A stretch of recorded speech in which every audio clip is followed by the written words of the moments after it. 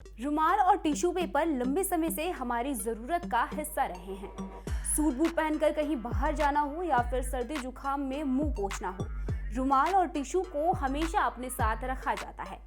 लेकिन इसके साथ ही इन दोनों को स्टैंडर्ड के साथ भी जोड़कर देखा जाता है। लेकिन क्या आपने कभी गौर किया है कि अक्सर इस्तेमाल में लाए जाने वाले रुमाल या टिश्यू में से आपके और पर्यावरण के लिए ज्यादा बेहतर कौन साबित हो सकता है?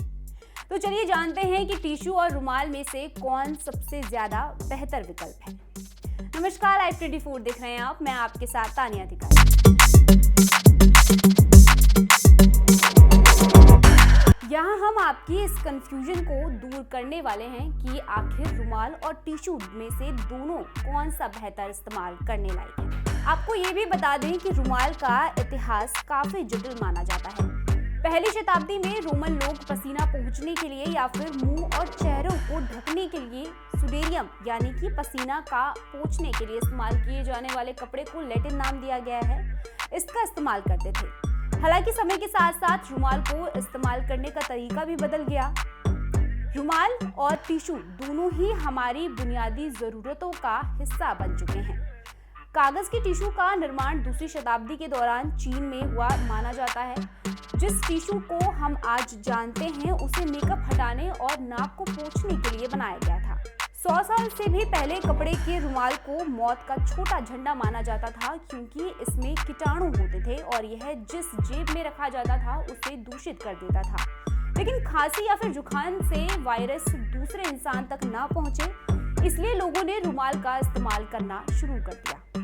हालांकि रिसर्च के मुताबिक दोबारा इस्तेमाल हो सकने वाले सूती रुमाल से अपनी नाक साफ करना या फिर किसी दूसरी चीजों को छूने की वजह से वायरस फैलने का खतरा रहता है। यहाँ तक कि अगर आप अपने सूती रुमाल को तुरंत धोने के लिए रख देते हैं तो भी आप वॉशिंग मशीन को चलाने के लिए अपने संक्रमित हाथों का इस्तेमाल करेंगे। लेकिन हवा के जरिए फैलने वाले बैक्टीरिया टिश्यू पर इतने लंबे समय तक जीवित नहीं रह पाते हैं, बशर्ते आप टिश्यू का इस्तेमाल करने के बाद उन्हें फेंक दें। कई शोध से पता चला है कि रुमाल श्वसन एरोसोल को प्रभावी ढंग से फिल्टर नहीं करते हैं, यानी रुमाल के जरिए प्रदूषित और कीटाणु आसानी से शरीर के अंदर दाखिल हो सकते हैं। अमेरिकी कंपनी इकोसिस्टम एनालिटिक ने दोबारा इस्तेमाल हो सकने वाले सूती रुमालों की तुलना डिस्पोजल पेपर टिश्यू से की है। अगर आप सूती रुमाल का इस्तेमाल करने के इच्छुक हैं तो आप जैविक कपास का विकल्प चुन सकते हैं। हालांकि जैविक कपास की पैदावार कम होती है। साइंटिस्ट के मुताबिक अगर आप टिश्यू का इस्तेमाल करके बेहतर महसूस करना चाहते हैं तो रिसाइकिल चीजों का इस्तेमाल करके बनाए गए टिश्यू ही इस्तेमाल करें। टिश्यू डिस्पोजल होने के चलते वायरस को फैलाने से रोकते हैं।